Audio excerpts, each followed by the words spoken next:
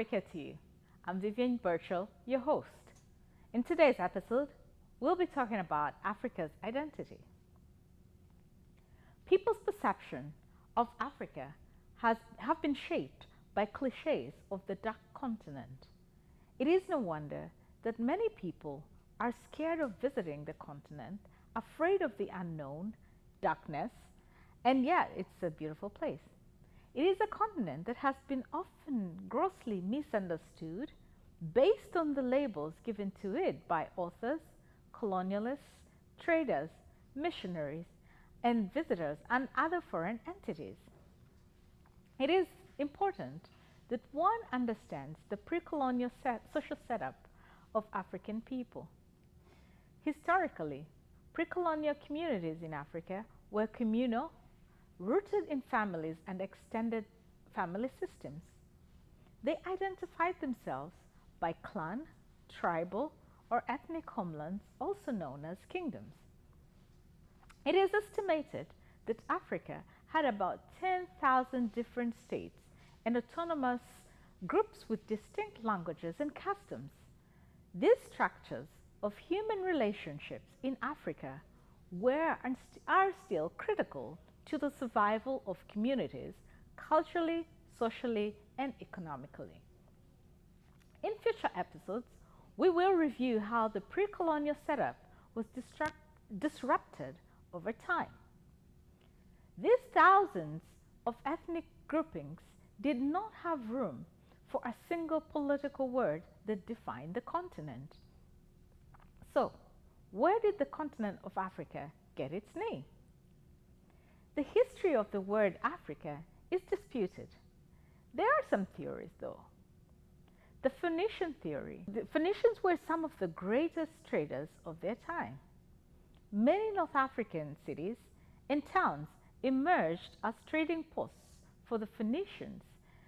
Some believe that the name Africa was derived from two Phoenician words, friki and farika, thought to translate as corn and fruit.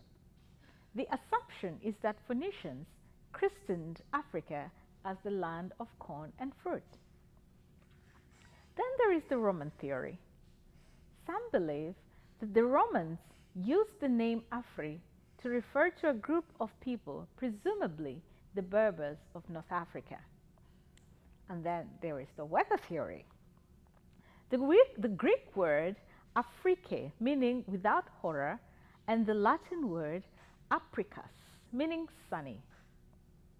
None of these theories indicate that any indigenous Africans had anything to do with what the continent was called. The name is descriptive of what people who came back to Africa to trade or other witnessed and experienced. So, going back to the identity of the people from the continent of Africa, think of every descriptive word you have grown up hearing about Africa and the image that has given you about the continent. It is sad that this identity has been distorted over a long period of time, post-colonialism. It is characterized by natural disasters and calamities, in addition to being called the Dark Continent. However, what characterizes an African is their distinguishing food, language, dance, dressing, and other cultural aspects. This includes the African Americans who had to create a new culture following the slave trade era that caused cultural dislocation.